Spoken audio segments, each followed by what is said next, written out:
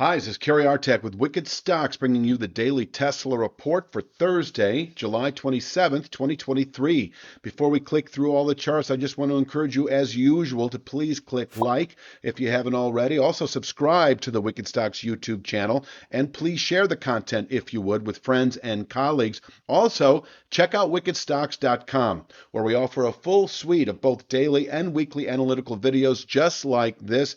Daily analysis in the SPY and the Triple Q, weekly analysis in the S&P 500, NASDAQ 100, and the long bond ETF, the TLT, as well as two individual stock picks a week that you never see on YouTube that caters to the 3 to 5 week swing trader out to the 3 to 5 month near-term investor, always looking for 20% moves on those stocks. In fact, on Wednesday, we put out stock video picks on both Biogen and Boeing. So you might want to check those out. You enter the payment gateway. You have 5 days if you want to bail on the subscription. So within 5 days, you will not be charged. We offer a 5-day free trial up front, and then you are charged $47 a month for the full package. Anyway, check out wickedstocks.com. So here we are. I'm going to jump to the big picture.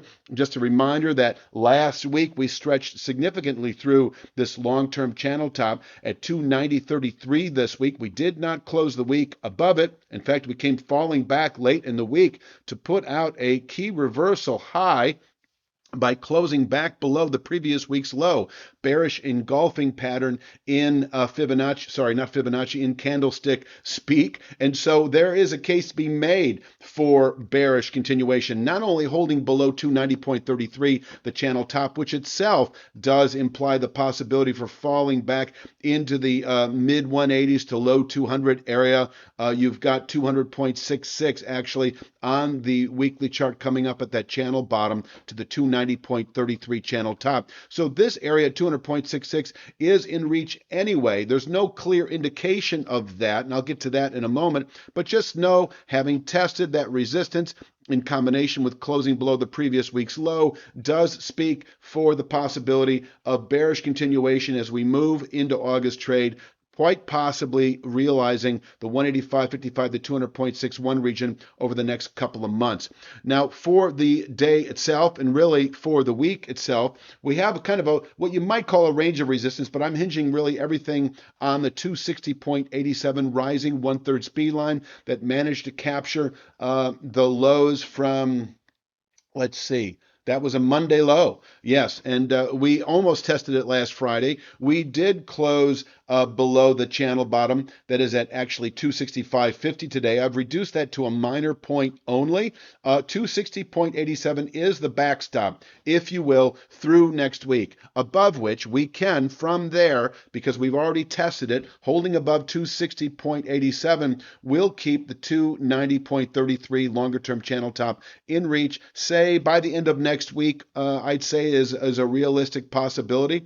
Yet, if we were to close below 260.87, probably better shown here, then we have a 3 to 5 week sell signal down to this 200.88 long-term channel bottom. So if we close below 260.87 and you're not short already, you may want to find, well, let's put it this way. If you're long and your time horizon is typically 2 to 3 weeks out to a couple of months, you may consider exiting that long position. And if you're comfortable playing both sides of the market, establish a short position, which could be merely just buying 200 or 205 out of the money puts that don't expire for at least several months. And where is the image? I don't think I show it anymore. Sorry about that. I know there's an image where I show that.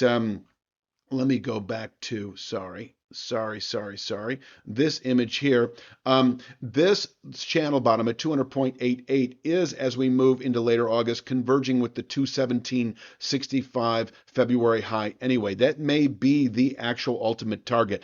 If we close today below the 260.87 speed line, this channel bottom is the objective, yes, but just so you know that it rises into the 217 area later in August over the next 3 or 4 weeks, where that is actually a correlation with that February high. I think it's 217.75 as I recall. So until then, though, 260.87 is a decent base of support, can contain selling through next week, and as I say, above which 290.33 in reach. Now, here's the day itself.